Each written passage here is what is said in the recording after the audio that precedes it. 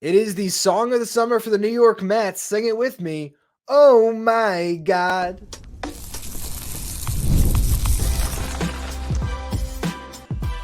You are Locked On Mets, your daily New York Mets podcast. Part of the Locked On Podcast Network, your team every day.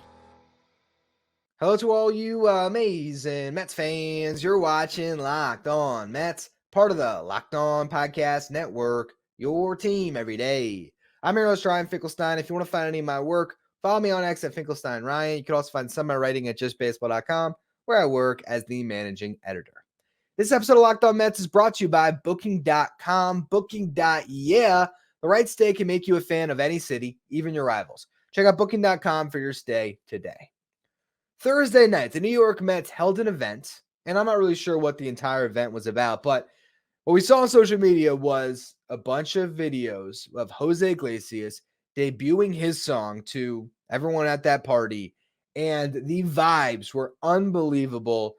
You see Iglesias singing, and then Pete Alonso in his all-white suit comes dancing over, and he's singing with Iglesias, and then all the teammates come out, and you could watch that video 20 times, look at each different guy in the mix, whether it's Severino, DJ Stewart, JD Martinez. Almost the entire team is there, and they're all having a blast on the dance floor as Iglesias is singing this song. And it's crazy to see the transformation of the New York Mets over this past month. And it shows you the roller coaster that is any baseball season, but it also gives you hope that there's something special brewing with the New York Mets. And they're going to give us a really exciting ride this summer that will be unforgettable. I really hope so. I'm not saying, hey, win the World Series. I'm saying, hey, keep me entertained for 6 whole months. And the Mets have done that this year on both ends of the spectrum so far. You go 0-5 to start. Horrible. Everyone is jumping off the bandwagon before the ride's even started. Then you go 12-3 over 15 games. Everyone's right back on. Francisco Alvarez gets hurt. The Mets go 10-25 over the next 35 games, fall way below 500. Jorge Lopez is the boiling point. He throws the glove into the stands. There's a players-only meeting, the worst bleeping, all of it. All of it in that one game just gave you a huge turning point. The meeting, puts the Mets in a position to have a little more accountability in that clubhouse. They make some roster moves. Christian Scott and Brett Beatty, they go down. They bring up Jose Iglesias and Daniel Nunez. Nunez helps solidify the back of the bullpen. And at the time when Iglesias comes up, it was this great story, right? Journeyman who was out of baseball the last year, out of the majors, I should say. He was working in the minor leagues to improve his game, to prolong his big league career. He's back. It's a great feel-good story. When he first meets with the media, he talks about his song, Oh My God, OMG, this song that he's going to be releasing this summer. And it's just a footnote at the time. But if you were to at some point, not that the Mets are going to win the World Series, but if you were going to create a World Series DVD type style of documenting this season, that moment would be something that you would put up there. Oh, my song is coming out. And then you would flash to the music playing at Citi Field when the Mets hit a home run. Or maybe you grab a video of the Mets celebrating in the clubhouse after a win, because now after every win, that's how they celebrate. And those little things, it's that secret sauce in baseball, something you're playing for. It's 4-3 in the ninth inning, and yeah, you want to win the game anyway. But that draw to get another OMG party in that clubhouse locks the guy in a little extra degree, and he gets the big hit. It's just the overall vibes, and they're contagious in baseball, just like hitting's contagious. You look at this Mets team right now, and despite how great they've been playing, they're at 500. They're 39-39. And as we know with a roller coaster, you could say, just based on the law of averages, a team that is 15-4 in their last 19 games is due for a dip at some point. It might be this upcoming series against the Astros. We're going to preview that. They are really hot too. But once you start to find that special something, you can take off as a team, and maybe there isn't another dip. Maybe the dip is playing 500 baseball, but there's more stretches where the Mets reel off 5 in a row, win 5 straight series. This team is special right now. And it's crazy that Jose Iglesias is a guy that you couldn't possibly take off this roster. I don't care if Brett Baty's hitting 450 in AAA.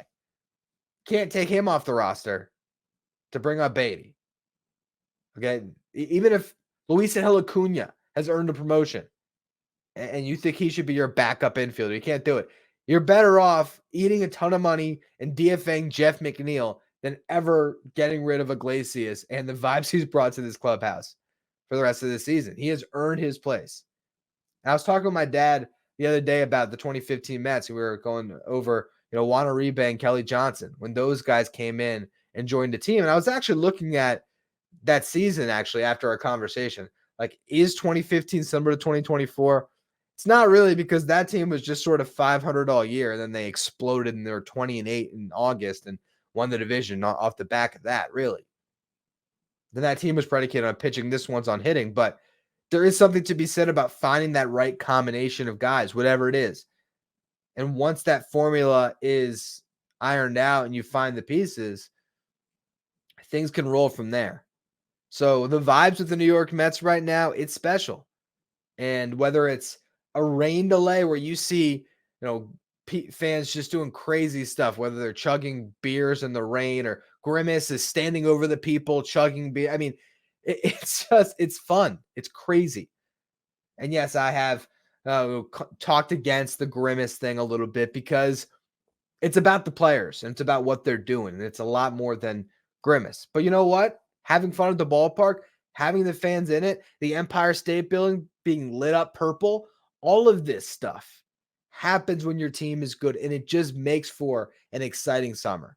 So one way or the other, we'll see where this season ends up going. But oh my God, being the song of the summer is not something any of us could have expected a month ago even. But here we are, and it is a ride that I think you just hope never stops. So we'll see where this team ends up going. And there's still questions, right? There's still questions about the rotation, the bullpen, finding the right combination in those two parts. But I look at what this team does have, and I'm optimistic. Between the top four in their lineup with Nimmo and Lindor, and then Nimmo, and then Martinez, and then Alonso, the way that combination can be consistent and ignitable, with Francisco Alvarez and Mark Vientos coming into their own, with Harrison Bader being as good as you could have even expected. He has lived up to any lofty expectations and maybe even exceeded them. And really the only question marks are second base with Vibe King Iglesias and Jeff McNeil, who, if you believe in positive regression, is due to be a lot better than he has been. And then the right field question mark with Marte's injury. But I think this is a team that can answer a lot of those questions. So we're going to go through that throughout the show, because the Syracuse Mets are 48-29 on the season. So I want to talk about what reinforcements can still come from there. That's going to be our last segment. But our next one here is to preview this upcoming series, because you have a team that has had a similar story arc this year with the Houston Astros that has an even better track record. Is this the team that slows the Mets down? We'll talk about that in a series preview next. First, though, a word from our sponsors. This episode of Locked On Mets is brought to you by Booking.com. Booking.yeah. With summer travel heating up, especially travel for baseball games, it's time to explore those U.S. cities you've always secretly wanted to learn more about. Yes, we're talking about your rival cities. I went over to Washington, D.C. at the start of this fun run that the Mets have been on. The Mets are about to head back to D.C. I'm not heading back, but you should. Great city to check out.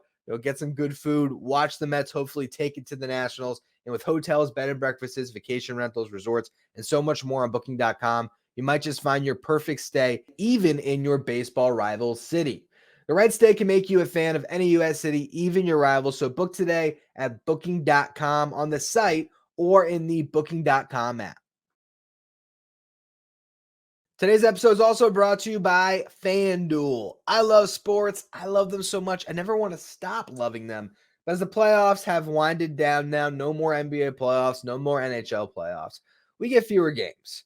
And the sports just aren't sportsing the way that I typically want them to. But with FanDuel, they'll let you keep the sports going whenever I want, because all I have to do is open up the app and I can dream up any bets that I'd like anytime I'm in the mood. And this summer, FanDuel is hooking up all customers with a boost or a bonus daily. That's right. There's something for everyone every day, all summer long.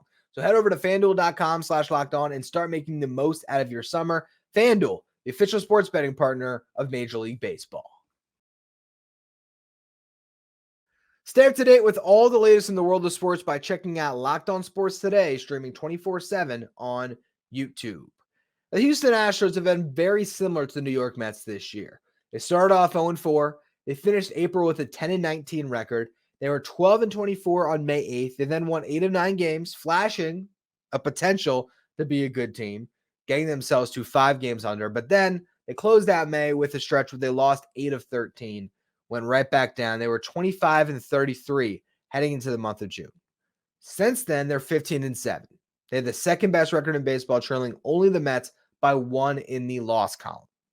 Whoever wins this series gets the title for best team in the month of June and will also get to maintain a record over 500 because up to this point, each of these teams literally just got back to 500 heading into this series. So that'll be short-lived for one of them. And then, of course, throughout the month of July, they can climb well above that if they both play to the standards that they have reached in June.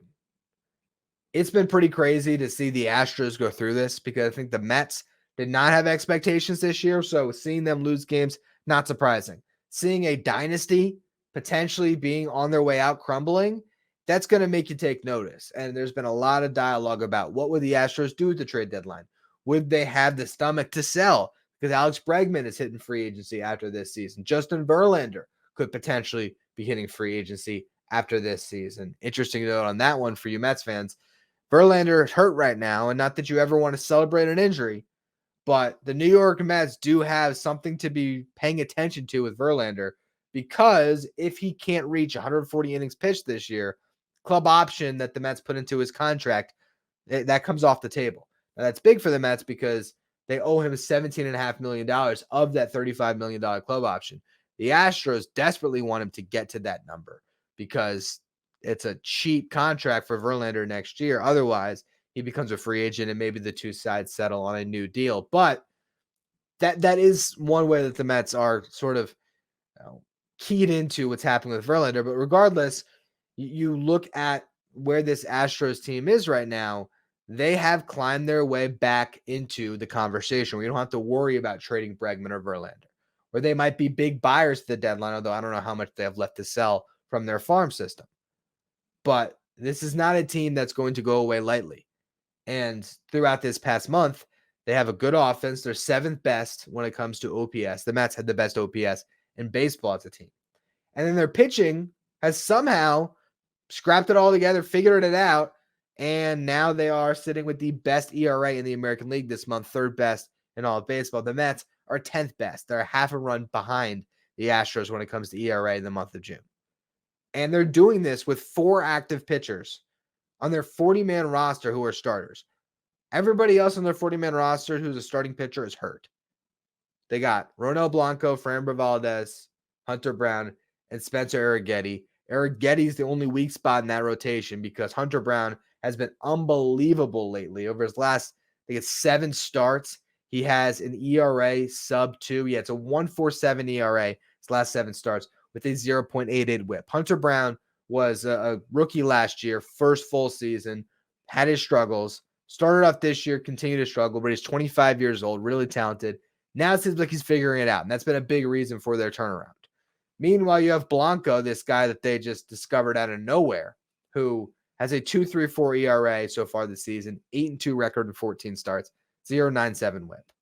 And then you have Valdez, who's actually been the worst of those 3, but still has the track record of being their ace. Those are the arms I expect to see this weekend. Blanco and Valdez have been announced. Sunday starter is still listed as TBD, but it's either going to be a bullpen game or Brown, and Brown would be on full rest because they had an off day on Thursday. So I imagine we see Hunter Brown for that final game. The Mets are going to roll out Jose Quintana. That will be the starter on Friday night. Francisco Alvarez will be behind the dish. And I say that because you look at the splits this year for the Mets' 2 veteran left-handed pitchers. And for Sean Manaea, when he has Alvarez behind the dish, he has a 1.63 ERA in 27 2/3 innings pitched. Against the rest, or not against, with the rest of the Mets catchers, 5.18 ERA in 48 2/3. Jose Quintana, 2.25 ERA in 28 innings with Alvarez, 5.86 ERA with the other catchers. So those two lefties in particular, expect Alvarez to remain behind the dish whenever they're on the mound. So we'll see that on Friday. And with the off day, who knows if Alvarez even gets a day off in this series. They're going to have to rest him at some point. Probably actually Sunday would be his off day because Luis Severino has liked throwing to Luis Torrens. So I imagine that would be one outing that we'd see Torrens out there for. But you look at the first two games with Quintana going up against Blanco and then Valdez going up against McGill, the Mets probably at the disadvantage when it comes to the pitching matchup, but Alvarez can change that. He really is a difference maker behind the plate, and he gives his guys more confidence. So hopefully we see some of that early on in this series. And honestly, you see a good pitcher up against the Mets, you feel good right now because this lineup can get hot against anyone. So Ronel Blanco's got a 2.34 ERA in the season, has been unbelievable. Maybe this is his blow-up start. The Mets can win one of those first two games. I feel very comfortable with Severino pitching in a rubber match. We saw that work out well for the Mets last Sunday. Hopefully that happens again, or maybe you're not even in the position where it is a rubber match. Maybe the Mets have really taken care of business early on and kept those good vibes rolling. But right now, this is must-watch television anytime the Mets play. And against a team like the Astros that comes in red hot off a 7-game winning streak, who has a very similar arc this month, it should be a fantastic series. I cannot wait to watch it. Now, to close out the show today, we're going to talk about the Syracuse Mets. Are there any reinforcements that can come up to help this bullpen or this rotation on the pitching side? And I'll also spotlight a couple of other top arms in this system for our Friday Farm Report. We're going to get to that in just a minute. First, though, a word from our sponsors. Today's episode is brought to you by Game Time. Game Time is the fast and easy way to buy tickets for all the sports, music, comedy, and theater events near you. Why not go to a game at Citi Field this weekend? Game Time is the way that you find your way into the ballpark, and you don't even have to plan too far ahead. You decide you want to go to the game, hop on the train, get over to the ballpark, and right before you get into the stadium, pull up in the Game Time app. This is the place to go for last-minute deals. You can scan the ballpark, find the best deals. There's all-in prices available. You can just hit a button, see your all-in prices, so you don't have to worry about the fees. They're right there shown to you. And you can also see the view of your seat before you select it, and you could be checked out within a minute. It's that easy. 2 taps, you're all set. Game Time takes the guesswork out of buying tickets. If you download the Game Time app today, create an account, use the code LOCKEDONMLB, you're going to get $20 off your first purchase. Terms do apply. Again, create an account, redeem the code LOCKEDONMLB for $20 off. Download the Game Time app today. Last-minute tickets, lowest price, guaranteed. If you're an everyday listener to the show, make sure you become a Locked On Mets insider. This is our text and service. You'll get updates from me anytime some news breaks on the Mets. You can ask me questions anytime. You take part in our Locked On Mets signed photo giveaways, and you also will get the lineup graphics sent to your phone each day. If you want to be a Locked On Mets insider, find the link in the episode description. Go to subtext.com/LockedOnMets. So the Syracuse Mets have a 48-29 record this season. That's the best record in their division of the AAA International League. It's pretty crazy because you look at the Norfolk Tides with all those top prospects the Orioles have, and here are the Mets with a better record. And why that's important is because the Mets have a mix of some prospects, but a lot of veterans that are there in AAA, and that gives them a wealth of talent that they can tap into. It gives them depth.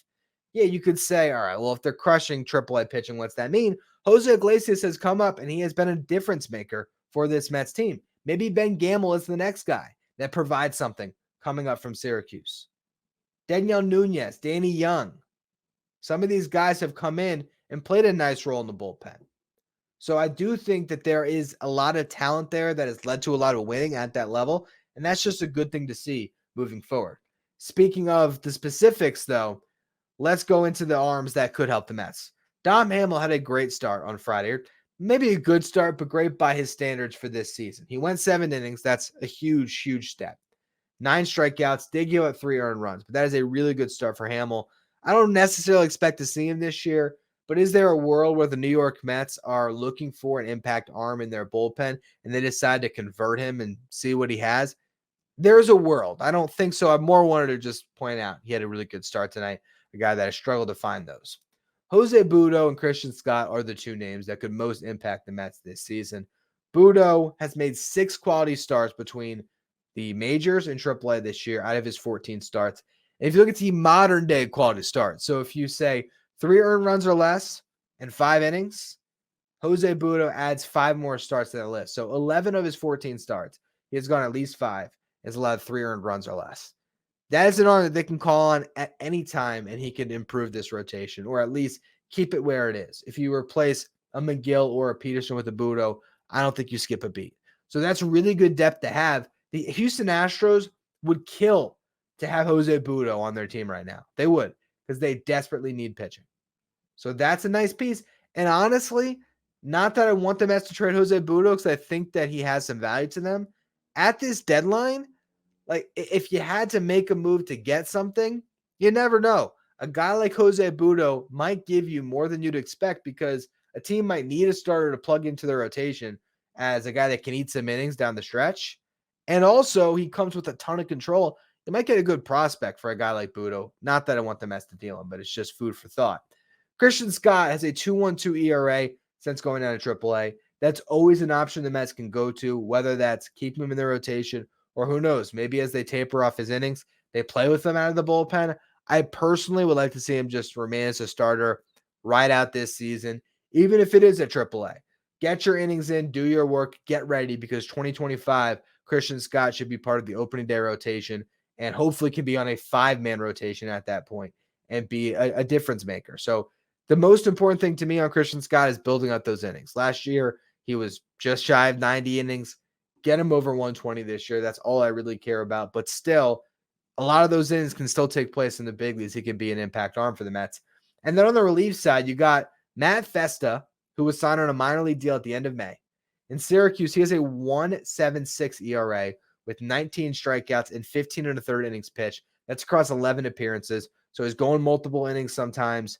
Festa is an option for the Mets at some point. It's not on the 40, but the Mets can make some 40-man spots if they just take Brooks Raley, put him on the 60-day IL. Grant Hartwig just had knee surgery. You could put him on the 60-day IL. There's ways the Mets can maneuver things to add some arms to this bullpen during this stretch without Diaz.